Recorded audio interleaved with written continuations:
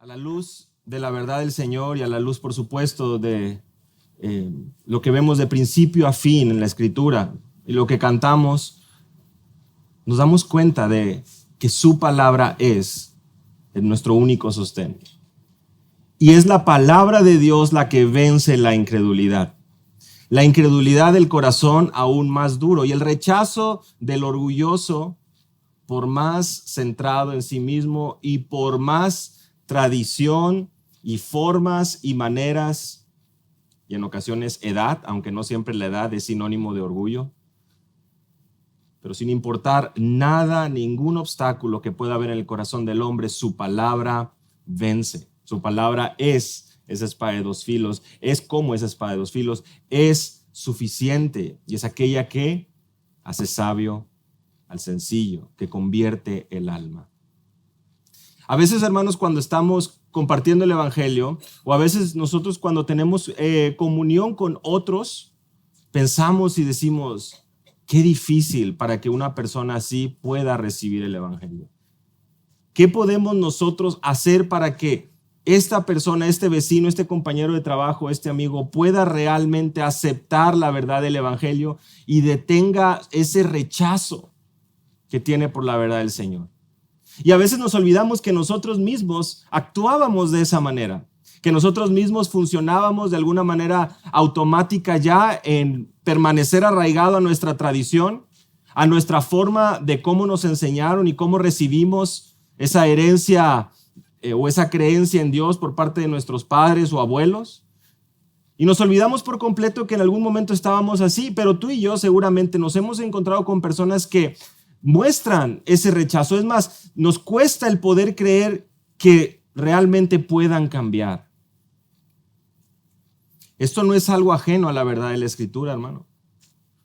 Lejos de nosotros depender de una labor de convencimiento o una labor de tener mejores argumentos para poder convencer el corazón del hombre, el cristiano descansa en que la palabra de Dios es esa semilla que va dando fruto a su tiempo. La labor del sembrador es sembrar.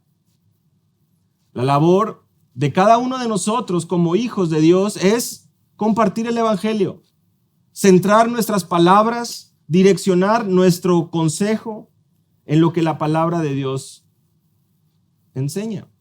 En el momento en que nosotros damos pie a otras situaciones, corremos el peligro precisamente de caer en el juego de la otra persona, como lo hemos mencionado anteriormente. De manera equivocada, situamos al hombre en esa posición de juez. Nosotros nos sentimos como abogados de Dios y queremos hacerle ver al hombre incrédulo cómo es que Dios realmente sí es muy bueno. Y estamos dejando a que el hombre incrédulo decida y tome una decisión en un sentido como un juez. Cuando esto es completamente distinto y ajeno a la realidad, el único juez que existe, juez justo y verdadero, es nuestro Señor. Y en todo caso, el incrédulo es aquel que está siendo acusado, como lo leíamos hace un momento, por su rechazo al evangelio. Romanos capítulo 1, por restringir con injusticia la verdad. Hermanos, a veces en nuestro afán por compartir el evangelio llegamos al punto de sentirnos desanimados al ver el rechazo continuo del prójimo, del vecino, del amigo. Y nos olvidamos que el evangelio es poder de Dios para salvación. A veces queremos idear la nueva estrategia, la nueva ilustración, la nueva manera de poder hacer atractivo el evangelio a otros. Y lejos de estar buscando prender fuegos artificiales alrededor del evangelio, este es suficiente y no necesita de nuestras pirotecnias, de nuestro confeti alrededor para hacerlo atractivo para las personas. Y cuando avanzamos por el Evangelio de Lucas, el Evangelio de Jesucristo según Lucas, conforme lo hemos estado haciendo ya por varios meses, en esta tarde, mañana, nos encontramos con un momento importante, un momento cumbre, porque vamos a apreciar realmente lo que el corazón del hombre presenta como un gran obstáculo para recibir el evangelio. Pero estemos pendientes porque la historia no termina solamente con el rechazo y el orgullo, sino también con el poder del evangelio. Si tienen sus Biblias, les animo a que podamos ir ahí a Lucas capítulo 9.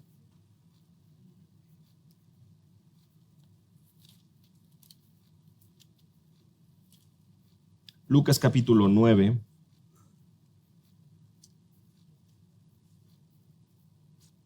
Estaremos estudiando a partir del verso 51 al verso 56. En Lucas capítulo 9, versos 51 al 56, apreciaremos 3 escenas que presentan la necesidad y el poder del evangelio de salvación en Cristo. Vamos a apreciar y vamos a dividir este pasaje en 3 escenas, 3 momentos que ilustran, que presentan la necesidad y el poder del evangelio de salvación en Cristo. Si estás tomando notas y si no estás, te animo a que lo puedas hacer para meditar en la palabra a lo largo de la semana. A partir del versículo 51 al 53 vamos a ver una respuesta esperada. Una respuesta esperada. A partir del versículo 54 vamos a ver una reacción excesiva. Una reacción excesiva, versículo 54, y vamos a finalizar observando la tercera escena, que es una reprensión enfática, versículos 55 y 56, una respuesta esperada, una reacción excesiva, una reprensión enfática. Voy a dar lectura a la palabra de nuestro Dios, les animo a que puedan seguirme con su vista. Y sucedió que cuando se cumplían los días de su ascensión, él con determinación afirmó su rostro para ir a Jerusalén. Y envió mensajeros delante de él, y ellos fueron y entraron en una aldea de los samaritanos para hacerle preparativos. Pero no le recibieron porque sabían que había determinado ir a Jerusalén. Al ver esto, sus discípulos Jacobo y Juan dijeron: Señor, ¿quieres que mandemos que descienda fuego del cielo y los consuma? Pero él, volviéndose, los reprendió y dijo: Vosotros no sabéis de qué espíritu sois, porque el Hijo del Hombre no ha venido para destruir las almas de los hombres, sino para salvarlas. Y se fueron a otra aldea. Esta es la palabra de nuestro Dios. Oremos. Señor, te damos gracias porque tenemos un momento como este al inicio de la semana para meditar en tu verdad, para poder contemplar y maravillarnos ante el poder de tu evangelio, Señor, la suficiencia de tu palabra. Permite, Padre, por favor, que nuestros corazones estén atentos, que podamos escudriñarnos, Señor, aún conforme nos preparamos para participar en la Santa Cena. Por favor, permite que nuestros pensamientos, que nuestra concentración pueda estar enfocada completamente en tu palabra. En el nombre de Jesús oramos. Amén. Amén. Para dar un poco de contexto, recordarán ustedes, la semana pasada estuvimos viendo los versículos justamente anteriores. La sección precisamente también ubicada aquí en Lucas capítulo 9. Y lo que observábamos es que los discípulos mostraban una necesidad de poder escudriñar realmente la motivación de su corazón. Ellos estaban tan enfocados en sí mismos, ellos estaban centrados, se sentían tan especiales por estar con Cristo, por estar cercanos a Jesús, que lejos de mostrar una humildad y un servicio de amor al prójimo, ellos estaban buscando su beneficio propio, su exaltación, su momento donde ellos podían ser observados como VIPs, como muy importantes. En un sentido, piensa tú en los guardias de seguridad que acompañan a los artistas, ¿verdad? Y los cuidan. Nosotros no podemos meternos al corazón y al ver lo que están pensando, pero imagina tú, este hombre caminando a un lado de un artista sumamente famoso que gana tal vez millones de dólares, y lo importante que debe sentirse para él el ir caminando, sin importar que está ahí cuidando o que realmente el artista realmente ni lo conoce, ni lo respeta, ni nada, ¿verdad? Simplemente está ahí, pero se siente importante porque va a un lado. Me llama la atención, ahora mismo estaba pensando en el ejemplo, seguramente más los hombres que las hermanas presentes, pero ahora que Lionel Messi juega en Estados Unidos, él tiene a este guardaespaldas detrás de él y el hombre cruza toda la cancha para protegerlo. Si un niño viene a pedirle un autógrafo, se arranca este hombre, si podrás imaginar esa escena, ¿no? En la cancha de fútbol, y este hombre está por en la esquina y se arranca hasta donde está el niño que viene a pedirle un autógrafo. Pues esa es la labor de ellos, estar cercanos a estas personas de mucho reconocimiento público y cuidarlo, salvaguardarlo de alguna manera. Y esto, bueno, trae cierta identidad a ellos. Bueno, regresando a nuestro pasaje en Lucas capítulo 9, los discípulos al estar tan cercanos a Jesús, al tener momentos de tanta cercanía con él, recordemos, Jacobo, Pedro y Juan habían estado observando, presenciando esta transfiguración gloriosa, habían visto un evento sumamente importante, por lo tanto, se sentían muy, pues, en un sentido, halagados, importantes, cercanos al Maestro. Esto traía identidad a sus vidas. Y la semana pasada estudiamos que Jesús les hacía ver que era necesario servir al prójimo. Tomando a ese niño, lo trae, lo pone y les enseña y les dice: el que recibe a este niño en mi nombre, me recibe a mí, versículo 48, y el que me recibe a mí, recibe a aquel que me envió. La necesidad continua del Hijo de Dios, del discípulo de Cristo, por servir al prójimo, se convierte en algo que es contracultural. Porque en nuestra sociedad hoy lo que más estamos buscando es encontrar esa identidad. Y esa identidad la encontramos pues en nuestros trabajos, lo encontramos con la fama, con el reconocimiento, con el dinero, con la búsqueda de seguidores. Eso creo que es algo que ha ido migrando. Recuerdo, iniciando las redes sociales, era la cantidad de amigos. Y ahí se basaba y se medía qué tan popular eras. Pero ahora, conforme hemos avanzado con el tiempo, ya no es la cantidad de amigos. Ya se limita en ocasiones en algunas redes sociales la cantidad de amigos. Ahora lo que buscamos es la cantidad de seguidores. Y eso en algún sentido se convierte en la medida, se convierte en la métrica para poder darnos cuenta si somos o no exitosos. El mundo, la sociedad, las almas están ávidas, están deseando, necesitando el poder recibir atención, el poder recibir una identidad. Y intentan con muchas cosas, intentan de tantas maneras, que esto se convierte en un distractor y en una piedra y en un obstáculo, como lo veíamos la semana pasada. Pensar en uno mismo, centrarse en uno mismo y no estar dispuesto a pensar en el prójimo.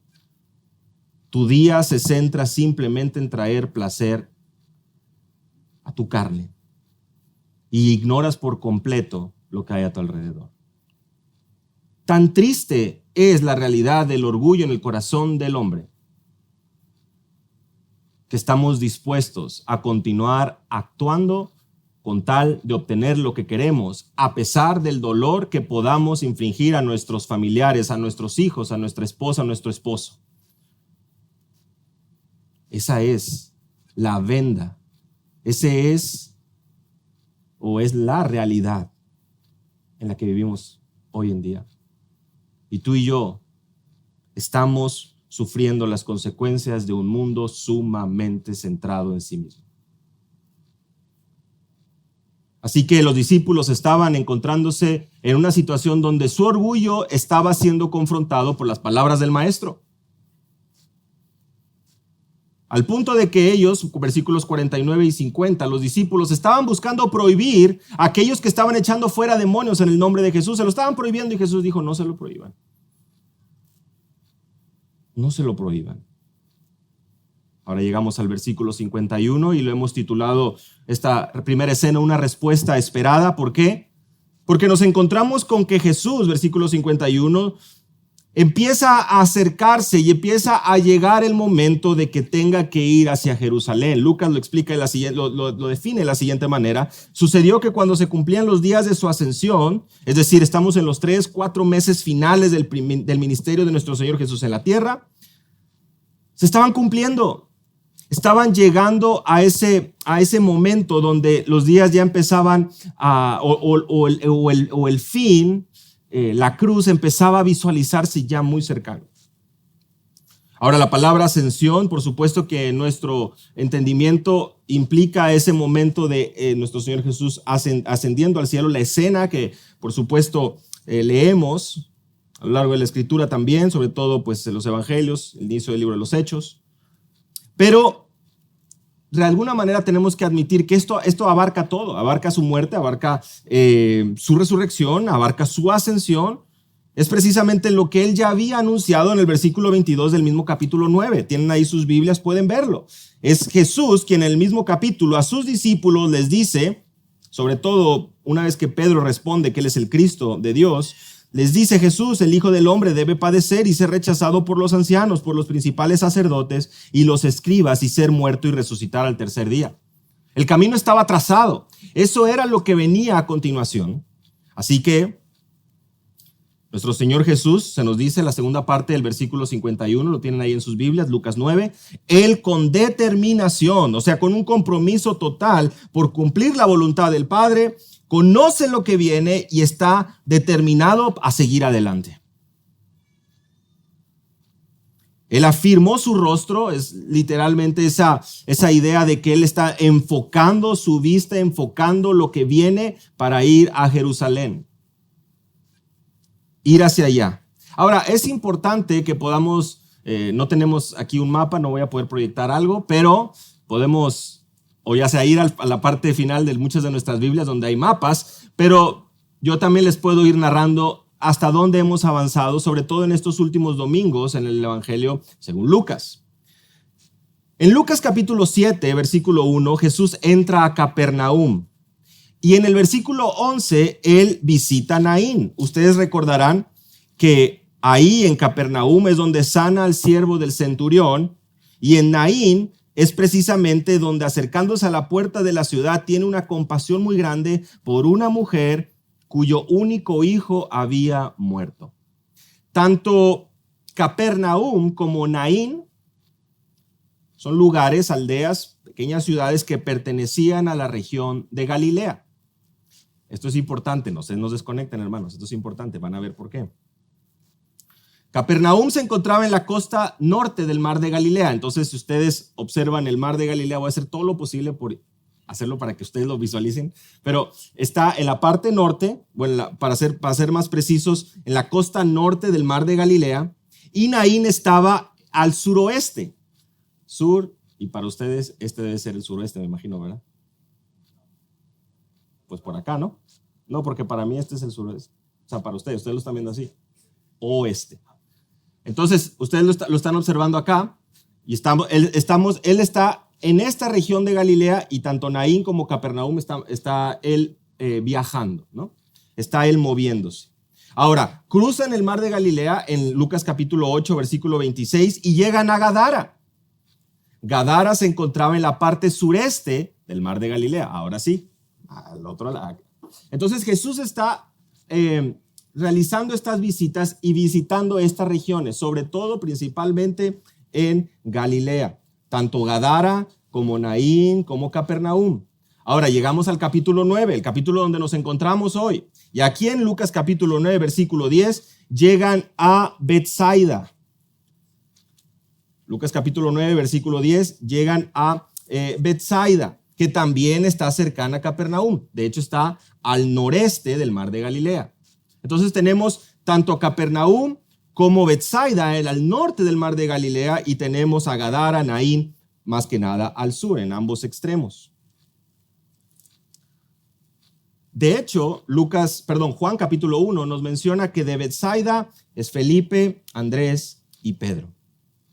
Ellos son de esa región. Y la semana pasada estudiamos Lucas capítulo 49, del 46 al 50, y ahí, de acuerdo al pasaje paralelo que también leímos la semana pasada de Marcos 9:33, se nos ubica o se nos menciona que Jesús se encontraba en Capernaum nuevamente. Con esto, hermanos, tenemos más o menos esta imagen, al menos un tanto vaga para algunos, pero no importa, procuren seguirme, de que Jesús estaba primordialmente en esta área cercana al mar de Galilea de alguna u otra manera, tanto Capernaum como Betsaida al norte, y por supuesto moviéndose en esa área, moviéndose en esa región. Ahora, en el versículo 51, el que estamos estudiando en esta mañana, se nos menciona que Jesús está afirmando su rostro para ir a Jerusalén. La pregunta es, ¿dónde está Jerusalén? Y si alguno de ustedes tuvo el tiempo para poder ir a los mapas al final de sus Biblias y poder ubicarse un tanto, bueno, Jerusalén se encuentra al sur, aproximadamente 120 o 150 kilómetros al sur. Y el plan era poder llegar hasta allá. Ahora, aquí lo importante es podernos preguntar y sumergirnos en el contexto del pasaje. ¿Cómo llegan ahí? Evidentemente no van a llegar en avión, no van a llegar en autobús, no van a llegar en tren, no va a haber metro. Van a tener que, pues, avanzar y atravesar y cruzar ciertas ciudades en la medida de lo posible, caminando, tal vez con ayuda de algunos animales que les pudieran ayudar a moverse, a transportarse, pero tenían como enfoque ir hacia el sur. Y bueno, si ustedes están ubicando sus mapas, una vez que tenemos aquí el mar de Galilea, tenemos aquí Capernaum más al norte y tienen la intención de llegar hasta Jerusalén, pues en esta sección, precisamente al sur del mar de Galilea, en esta región muy cercana a Naín, se encontraba Samaria. Por lo que para llegar a Jerusalén desde Capernaum, o atravesaban Samaria o intentaban rodear Samaria para poder llegar hasta Jerusalén. El rodear, por supuesto, involucraba más distancia, más tiempo, pero se podía hacer, y esto se hacía caminando por la región de Perea y rodeando por el este del río Jordán, que viene siendo, pues, para ustedes, digamos, ir caminando hacia acá para poder llegar a Jerusalén. Entonces, si estaba aquí el mar de Galilea, estaba Capernaum, ellos tenían que rodear Samaria, que estaba acá, y tenían que caminar en esta dirección. O la otra simplemente era, pues, cruzar Samaria y pasar por ahí. Así que vamos a continuar, versículo 52, con esto en mente. Una vez que Jesús afirma su rostro para ir hacia allá, envía mensajeros delante de él. Y aquí es donde se nos dice cuál fue la ruta que eligió Jesús. Ellos fueron y entraron en una aldea de los samaritanos para hacerle preparativos. Pero no le recibieron porque sabía que había determinado ir a Jerusalén. Y aquí tal vez empezamos a cuestionarnos, a ver, ¿qué está pasando aquí? Primeramente, ¿por qué decide Jesús ir ahí? Bueno, descansamos en su sabiduría y en su providencia, y sobre todo en esto es tan importante que estamos por apreciar ahora. El hecho de decidir cruzar por Samaria tenía implicaciones fuertes. Y es verdad, nosotros en nuestro recorrido por el Evangelio de Jesucristo según Lucas, estamos realmente se nos está introduciendo apenas con los samaritanos. Apenas es esta ocasión donde pues se nos menciona acerca de los samaritanos, se nos está apenas introduciendo un poco acerca de esta situación, porque ya anteriormente habíamos visto la importancia de que los discípulos fueran y llevaran el evangelio y proclamaran el reino de Dios. Por lo que al llegar aquí a enviar a estos mensajeros a Samaria para preparar ahí el camino, para preparar ahí tal vez un tiempo de reposo, no sabemos con exactitud, pero muy seguramente un lugar para alojarse, para descansar, para continuar su viaje más adelante hacia Jerusalén, son los samaritanos, de manera general, quien dicen no, aquí no pueden estar. Porque dice Lucas, versículo 53, porque ellos sabían que el plan de Jesús era ir a Jerusalén. Y aquí, hermanos, les animo nuevamente a que podamos tomar nuestras Biblias y podamos adentrarnos más a buscar y procurar entender por qué los samaritanos reaccionan de esta manera. Así que les animo a que podamos ir al primer libro de los Reyes. Vamos al capítulo 12 del primer libro de los Reyes.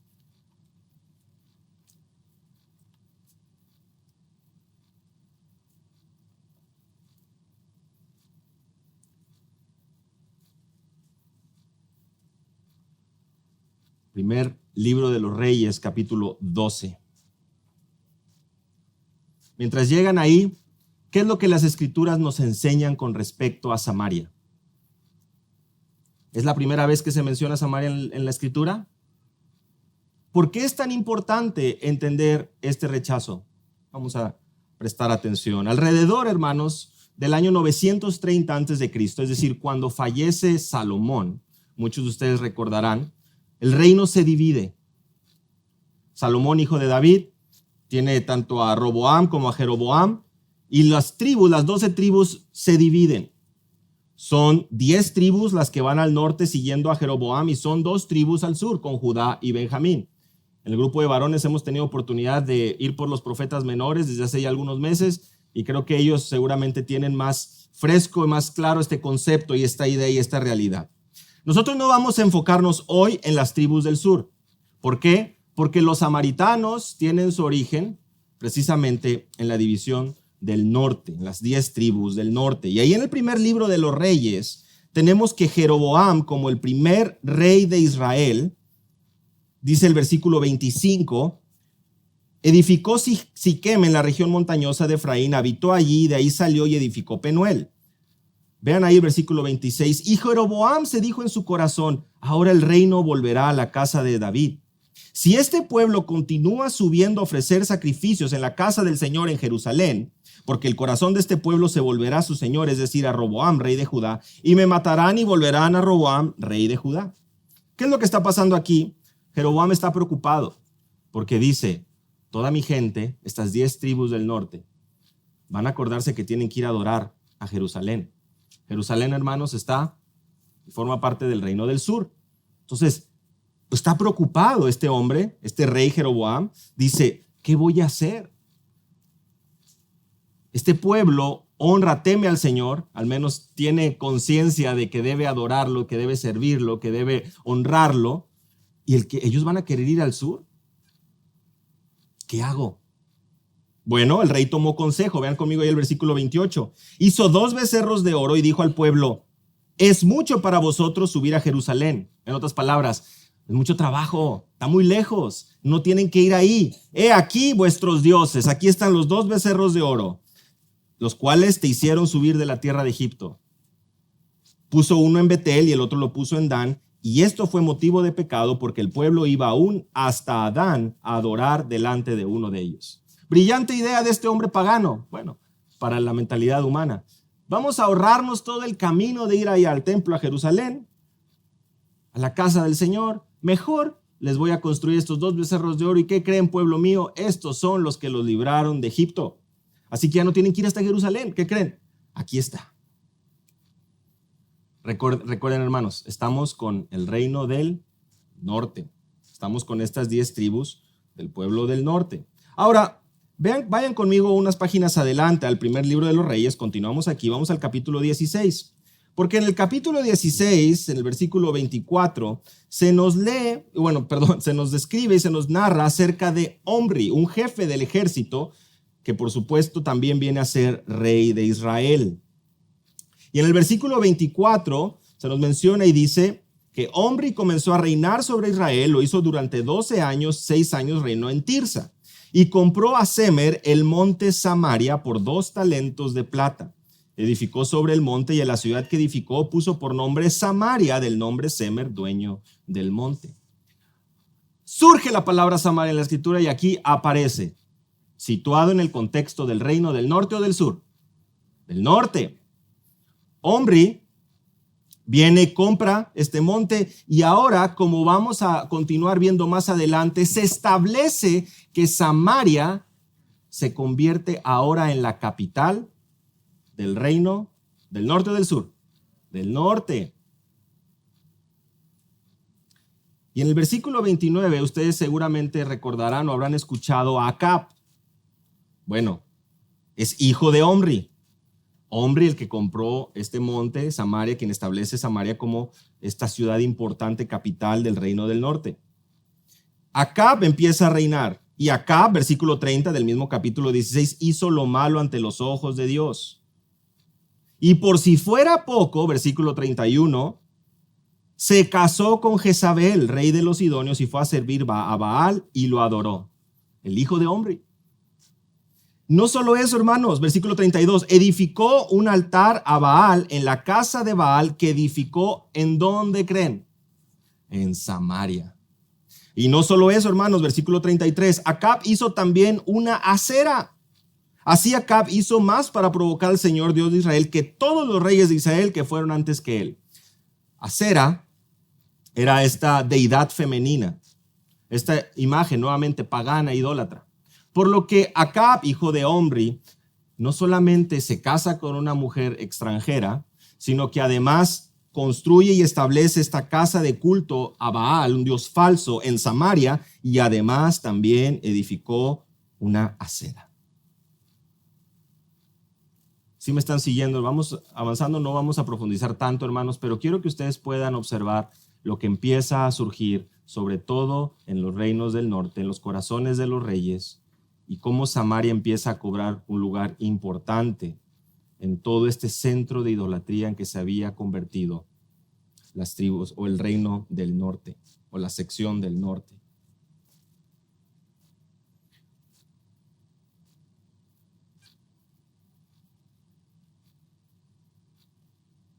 De hecho, ustedes recordarán, y creo que lo puedo mencionar ahora, en el capítulo 18, sobre todo ustedes que tienen sus Biblias y ya están ahí, en el capítulo 18 llega un momento cumbre donde Elías se enfrenta a los profetas de Baal. En ese contexto de Acab, siguiendo, por supuesto, el consejo y siendo seducido en un sentido por el consejo de dioses paganos, de naciones paganas, de su mujer,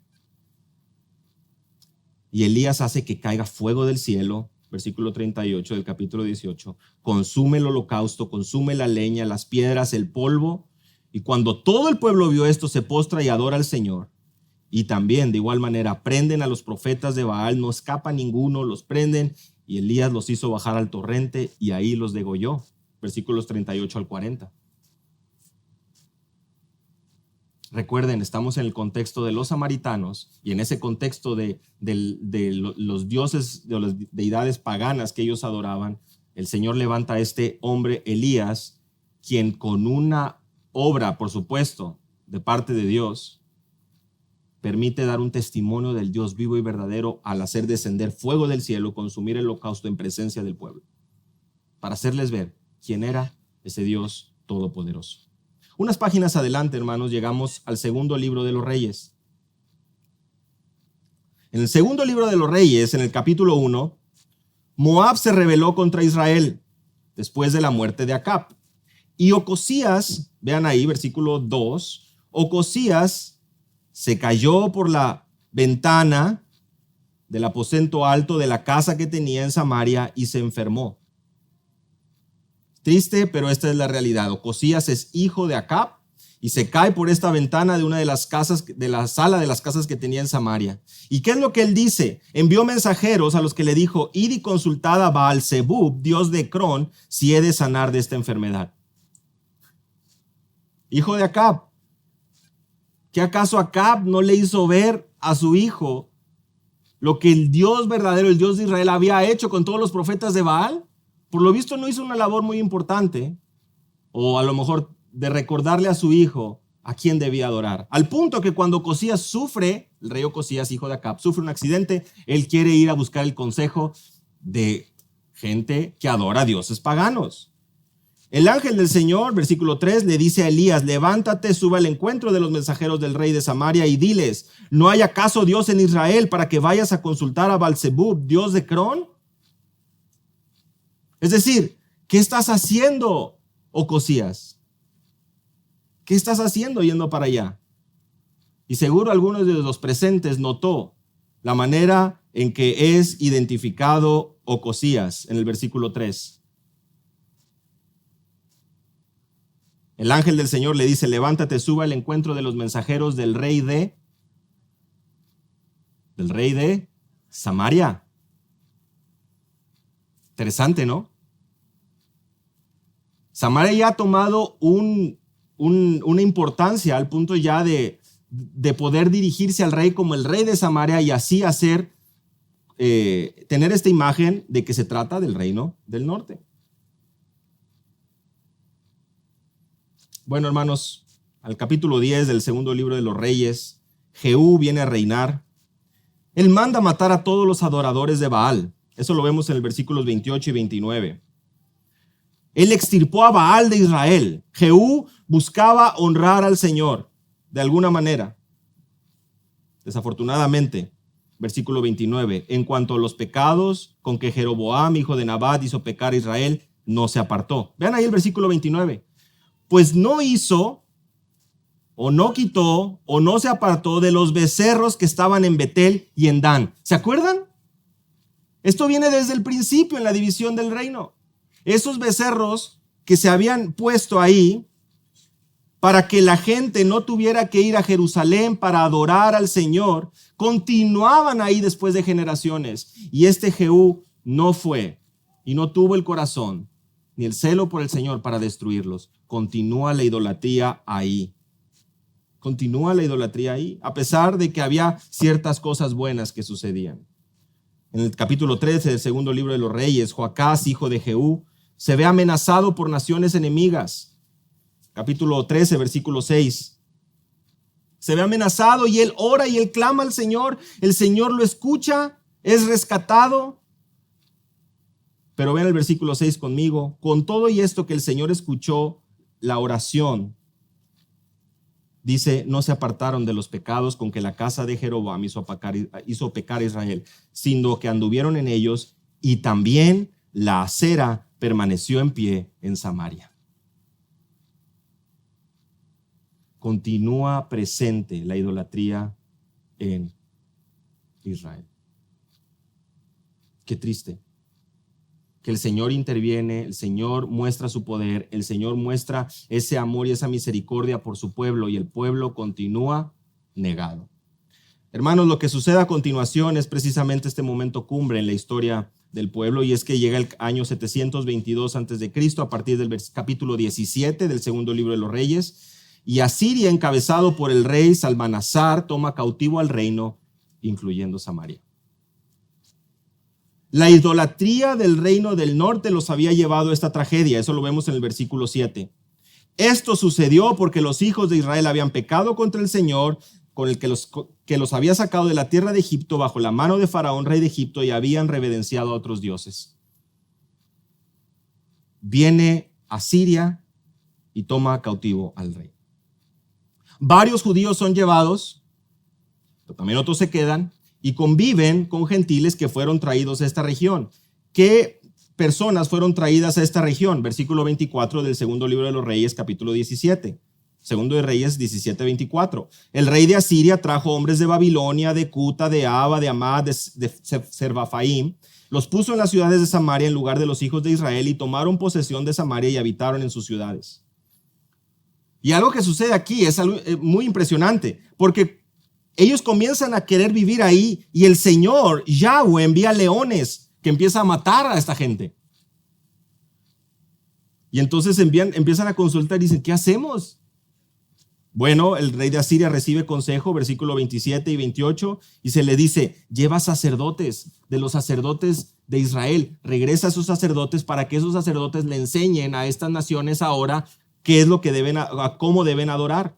Así que vino uno de los sacerdotes que habían llevado al destierro desde Samaria y habitó en Betel, y les enseñó cómo habían de temer al Señor. Versículo 29, pero cada nación continuó haciendo sus propios dioses y los pusieron en las casas de los lugares altos que los samaritanos habían hecho, cada nación en las ciudades en que habitaban. Y conforme ustedes leen, hermanos, van a poder observar que por una parte se nos menciona, temían al Señor, pero servían a dioses conforme a la costumbre de las otras naciones. Buscaban servir al Señor, buscaban temer al Señor, pero también servían a sus ídolos. Es decir, que querían quedar bien con uno y querían quedar con otro. No había una fidelidad y un corazón deseoso por honrar al Señor, sino que la idolatría ahora había llegado a tal grado que aún la mezcla de otras naciones y sus deidades y sus creencias habían convertido a Samaria en algo peor todavía, si así se puede decir de alguna manera. La gente ya estaba mezclándose y ya habían añadido más deidades a lo que ya tenían. Esto se le denomina sincretismo y es una mezcla religiosa. No solamente que estaban casándose entre ellos o posiblemente ya teniendo familias, sino que además estaba su corazón muy lejos de honrar al Señor solamente.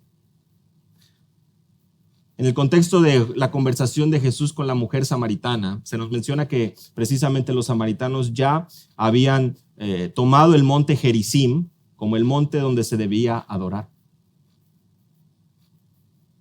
Es decir, ellos no iban a Jerusalén, ellos habían ya sentado las bases para establecer su propia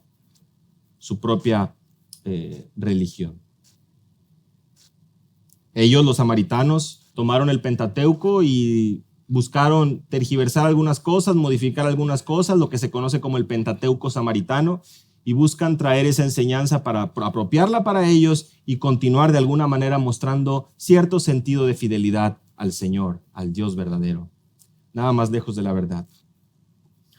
Hermanos, estos mismos samaritanos, una vez cuando en Esdras capítulo 4, los judíos regresan del éxodo, del exilio babilónico, los samaritanos se ofrecen a ayudar en la reconstrucción del templo.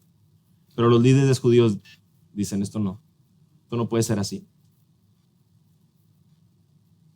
Y en el mismo capítulo 4 de Esdras se nos explica que estos samaritanos empiezan a desanimar al pueblo. Al punto que le escriben al rey Asuero y le dicen que paren la reconstrucción del templo. Sucede, la paran, pero posteriormente Darío permite que continúen. Y eso sucede en la reedificación del templo, hermanos. Pero en la reedificación del muro, en Nehemías capítulo 4, sucede lo mismo. Los samaritanos están ahí buscando desanimar, desalentar y traer abajo la labor de la reconstrucción de los muros. En el año 128 a.C., de acuerdo a historiadores, los judíos destruyen el templo samaritano que estaba en el monte Gerizim. A ese nivel ha llegado el odio, hermanos, el odio entre ellos. Porque por una parte se podía observar que durante el reinado de Saúl, de David, de Salomón, había esa convivencia. Pero una vez que eso termina, y desde inicio hasta el fin, la adoración por otros ídolos, por otros dioses paganos, comienza a establecerse en el corazón del pueblo. Sobre todo el reino del norte. En el reino del sur, la verdad es que también pasa algo muy similar, pero no entramos en detalle ahí hoy. Pero con respecto a los samaritanos, toma una situación donde es algo ya que el Señor mismo no tolera y trae, de acuerdo a lo que ya se había estipulado en Deuteronomio capítulo 28, las maldiciones que vendrían por un pueblo que deshonra a su Dios. Hermanos, los samaritanos no estaban adorando al Dios verdadero, al Dios de Israel. Los samaritanos habían apropiado ya sus propias costumbres, habían adecuado a un estilo de vida, a una manera de ser, a una manera de vivir. Por eso es que no le reciben a Jesús, regresando a Lucas 9. No le reciben porque ellos sabían que él iba a Jerusalén, por supuesto, a pasar el tiempo de las fiestas, a pasar ese tiempo con sus discípulos. Y los samaritanos estaban completamente en contra. ¿Por qué? Porque ellos habían recibido ya esa instrucción de parte de sus padres de cómo se debería adorar. ¿Qué no es esto lo que la mujer samaritana le hace ver a Jesús? Nuestros padres nos han dicho que debemos adorar y ustedes dicen que en Jerusalén. Seguramente a este punto varios de ustedes dirán, bueno, ¿y eso a mí qué? Yo no tengo una imagen de acera, yo no adoro a Baal. La palabra ídolo tiene una connotación muy fuerte aún en nuestros tiempos hoy. Hermanos, porque nuestro corazón es especialista en poder darle forma a esos ídolos. Y dirán ustedes, ¿cómo? Los hindús, tal vez los budistas, tal vez todas estas religiones, pues ellos sí tienen ídolos. Bueno, tú y yo realmente somos muy buenos. Aunque no tengamos dotes artísticos, somos muy buenos creándolos en nuestro propio corazón. ¿Y cómo puedes identificarlo? Les mencionaba yo a los jóvenes el viernes. Mira, si tú estás dispuesto a pecar para conseguir algo, alerta, se trata de un ídolo. Si tú estás dispuesto a pecar con tal de obtener eso, es un ídolo. Si tú pecas para conservar eso que con tanto esfuerzo lograste, si tú estás dispuesto a pecar para conservarlo, es un ídolo. Porque el Señor nunca va a poner algo en tu corazón que involucre el pecado, pues Él detesta el pecado, pues Él es santo, santo, santo. Y en tercer lugar, no solamente si pecas para conseguirlo, no solamente si pecas para conservarlo, pero una vez que lo obtienes, continúas pecando. Si pecas cuando lo consigues, Se trata de un ídolo. Y eso es orgullo. Y eso es orgullo del corazón. Que hemos recibido tradiciones, hemos recibido palabras, hemos recibido consejos, hemos recibido cosas que estamos tan dispuestos a atesorar sin importar los medios. Y justificamos el pecado y deshonramos a Dios y mostramos que hay algo más importante que Dios en mi vida.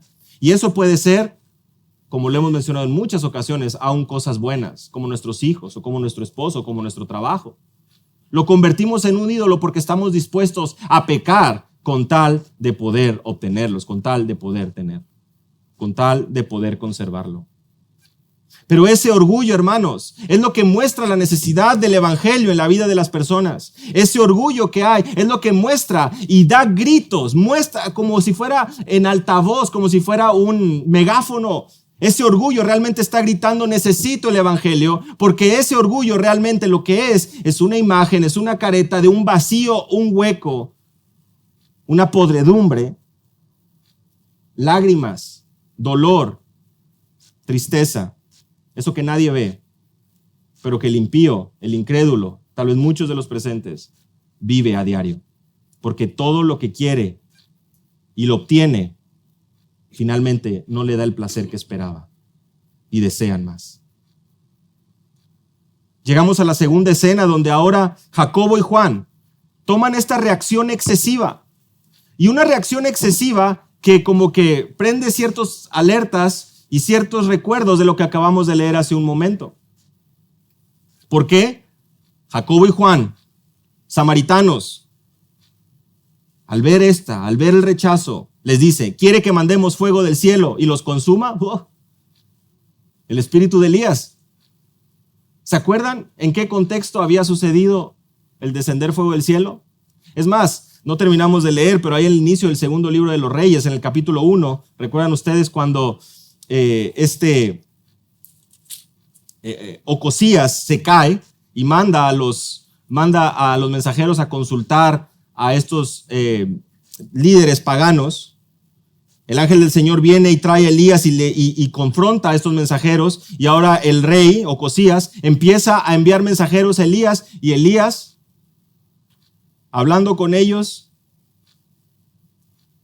un capitán de 50 con sus 50 hombres, estando sentado en la cumbre y recibiendo a los mensajeros, les dice, si soy hombre de Dios, que descienda fuego del cielo y los consuma.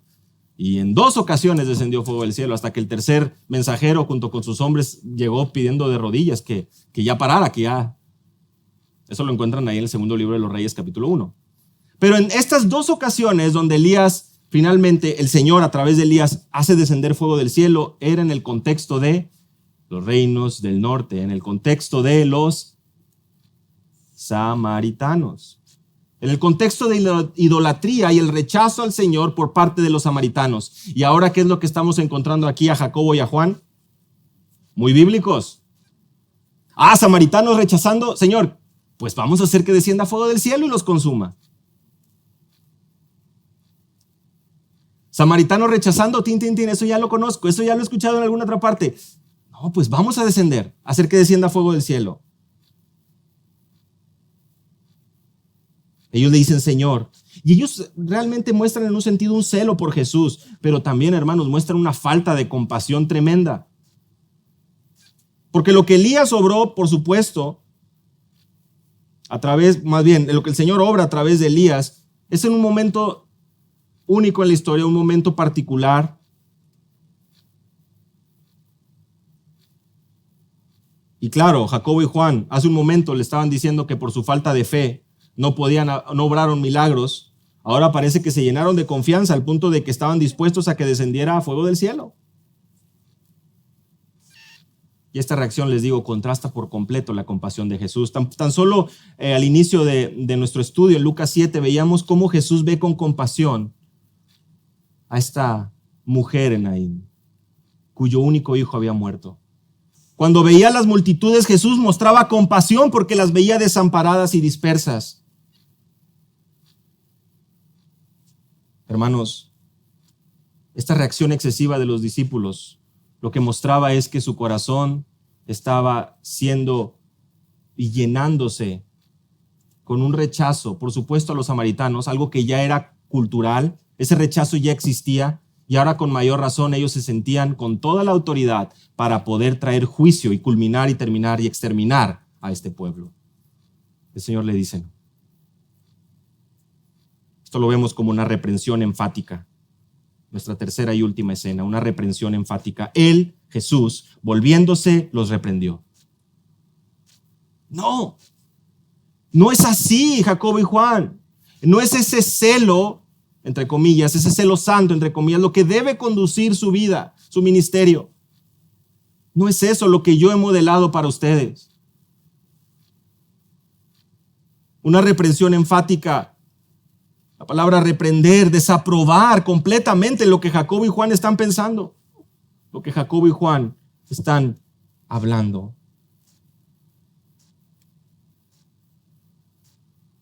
No están entendiendo. No están entendiendo. A partir del versículo 55 y gran parte del 56, la segunda parte, es decir, las palabras que se mencionan aquí que dice Jesús, tanto en el versículo 55 como en el versículo 56, hermanos, no están en los manuscritos más antiguos. Algunas de sus Biblias tal vez lo notan. No todas las Biblias lo mencionan. Ayer estuve procurando atender eso, revisar. Y con esto no quiero que exista un espíritu de desaliento en sus corazones, pero es algo responsable y correcto y propio poder decirlo. ¿Y qué significa esto? ¿Es que acaso nuestras Biblias tienen errores? Bueno, no necesariamente. Significa que los códices más antiguos, o sea, esto que escribas estuvieron anotando anteriormente, no incluyen esta sección, pero a partir del siglo V existen otros manuscritos que sí incluyen. Las dos posibilidades es que los escribas hayan añadido esta frase para enfatizar la misión pacífica y redentora de Jesús. Algo que sí vemos a lo largo de los evangelios, no se asusten. Otros sugieren que con el reproche de Jesús ya era suficiente y no era necesario añadir esas palabras. No tenemos certeza, hermano, de la razón, pero lo que sí tenemos certeza es que estas palabras que están escritas en nuestras Biblias armonizan perfectamente con el mensaje. Por ejemplo, el mensaje que tenemos en Lucas capítulo 19, versículo 10. Porque el Hijo del Hombre ha venido a buscar y a salvar lo que se había perdido. En otras palabras, aunque estas palabras no hayan estado en los escritos más antiguos, no deben de sacudirte ni sacudir tu fe, pues no están contradiciendo en lo absoluto lo que vemos en las Escrituras, sino que armonizan perfectamente con lo que ya hemos venido también viendo en el libro de Lucas, en el Evangelio según Lucas, desde el capítulo 5, cuando Jesús nos dijo, los que están sanos no tienen necesidad de médico, sino los enfermos. Y Jesús afirma y dice, no he venido a llamar a justos, sino a pecadores al arrepentimiento. En otras palabras, la misión de Jesús, la misión redentora de Jesús armoniza perfectamente con esto.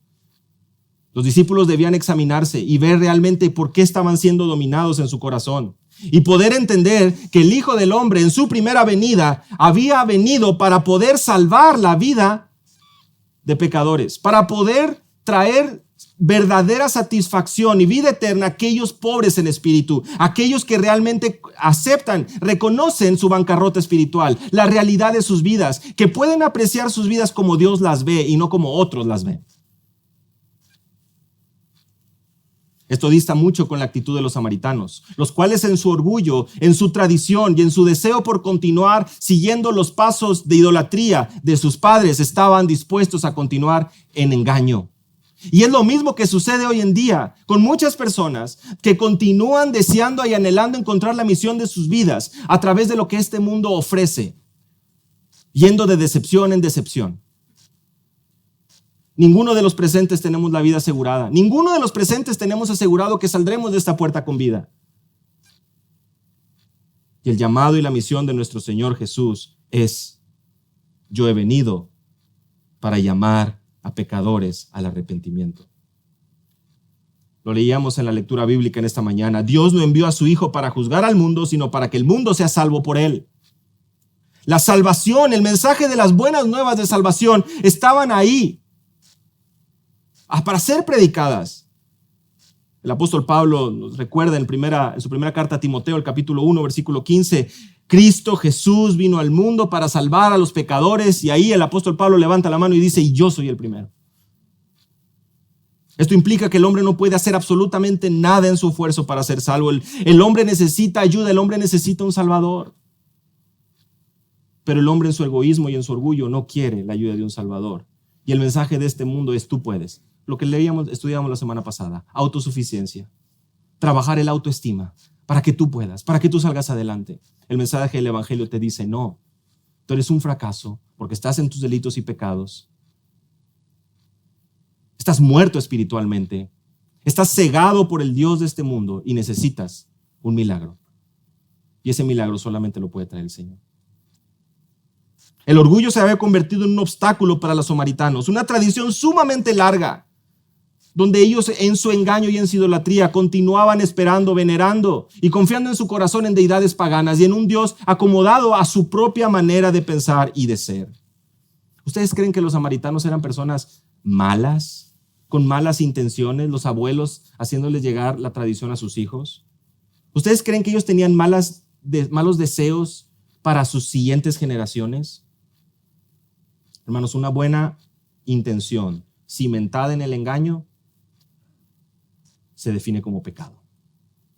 Una buena intención, por más bonita y agradable que pueda ser, pero si está cimentada en el engaño, en el error, es pecado. No hay palabras lindas, ni discursos lindos del abuelo, de la abuela, del padre, de ningún tipo de tradición que pueda suplantar la verdad del evangelio y el poder y la autoridad de las palabras de nuestro Señor Jesús. ¿Recuerdan ustedes cómo en el versículo 35 reiteramos y lo estudiamos con detenimiento? La voz que salió de la nube en la escena de la transfiguración. Este es mi hijo, mi escogido, a él oíd. Y hoy nos somos recordados que solo a él debemos oír. El orgullo se ha convertido en un obstáculo que no le permite al hombre poder contemplar la maravillosa gracia y la misericordia de Jesús. Pero el evangelio transforma, y el evangelio quebranta, y el evangelio cambia esos corazones de piedra en corazones de carne. Las tres escenas que estudiamos en esta mañana, la respuesta esperada, la reacción excesiva y la reprensión enfática, nos presentan no solo la necesidad del evangelio, pero también el poder del evangelio de salvación en Cristo. El versículo 56 culmina diciendo, se fueron a otra aldea. Es decir, no vamos a hacer descender fuego del cielo, vamos a lo que sigue. Sigamos. La instrucción que Jesús le había dado a sus discípulos, donde no le reciban, sacó el polvo de sus pies y vayan adelante. No estamos nosotros forzados a empezar a argumentar y a exigirles y a presentarles y a convencer. No. Es el evangelio lo que nosotros tenemos. Esa es nuestra carta de presentación. Esa es nuestra identidad. Pecadores salvos por gracia. Y en su primera venida, claramente, el Señor cumplió la voluntad divina de poder, a través de la cruz, traer muchos hijos a la gloria. Pero hermanos, en su segunda venida, tal y como lo enseña el apóstol Pablo, Dios ha establecido un día en el cual juzgará al mundo con justicia por aquel varón a quien designó, dando a todos testimonio de haberle levantado de los muertos. Si hay un juicio inminente, ninguno de nosotros podrá escapar. Pero hoy el Señor muestra su gracia y su misericordia a tu vida, de manera que puedas apreciar que no importa el orgullo que pueda existir en tu corazón, el evangelio es poder de Dios para salvación. Y déjame concluir con lo siguiente. En su segundo tomo, Lucas, ¿te acuerdan? El primer tomo, el Evangelio de Jesucristo según Lucas. Segundo tomo, libro de los Hechos. Si bien es cierto, comenzamos con esta imagen de los samaritanos, rechazando a Jesús. Hechos capítulo 1, el Evangelio debe ser predicado en Jerusalén, Judea y Samaria. Felipe llega a Samaria. Lucas nos lo hace ver en Hechos capítulo 8. Hay salvación. Al punto que llega a los oídos de la iglesia en Jerusalén. ¿Y saben a quiénes envían para ir a predicar a los samaritanos y orar por ellos? a Pedro y a Juan. El mismo Juan que años antes, momentos antes de su vida, estaba dispuesto a exterminarlos, haciendo descender fuego del cielo. En sus 2 tomos, Lucas nos lleva a poder apreciar inicialmente un rechazo de los samaritanos, pero el poder de Dios para salvación y convertir a ese pueblo, a esa gente, de un pueblo orgulloso y soberbio a adoradores del Dios vivo y verdadero. Como nuestro Señor Jesús le mencionó a la mujer samaritana. Porque los verdaderos adoradores adorarán en espíritu y en verdad. No en mentira, no en falsedad, no en orgullo, no en egoísmo. Esos son los adoradores que el Padre busca. Y hoy que nos preparamos para participar en la mesa del Señor. ¿Qué es lo que está rigiendo tu vida, hermano? ¿Qué ídolos puede haber en tu corazón que no te permiten poder doblegarte, rendirte ante la cruz y encontrar consuelo y perdón para tu vida? La gracia de nuestro Señor Jesucristo se ha manifestado y hoy tenemos el mensaje de salvación por gracia a través de la fe en Cristo. No permanezcamos en orgullo, no permanezcamos engañados, no permanezcamos cultivando ídolos en nuestro corazón. Rindámonos delante de Él. Examinemos nuestro corazón, hermanos. Y si tú eres una visita, nos estás acompañando, no sabes de qué trata lo que vamos a conmemorar en un momento más, no te sientas forzado a participar. Esto es algo que hacemos en obediencia a la palabra de nuestro Dios y es algo que tiene un valor especial al recordar la vida y muerte de nuestro Señor Jesucristo. Nuestros hermanos van a estar pasando a tomar los elementos y mientras ellos lo están haciendo, hermanos, les animo a que podamos inclinar el rostro ahí donde estamos y podamos meditar un momento.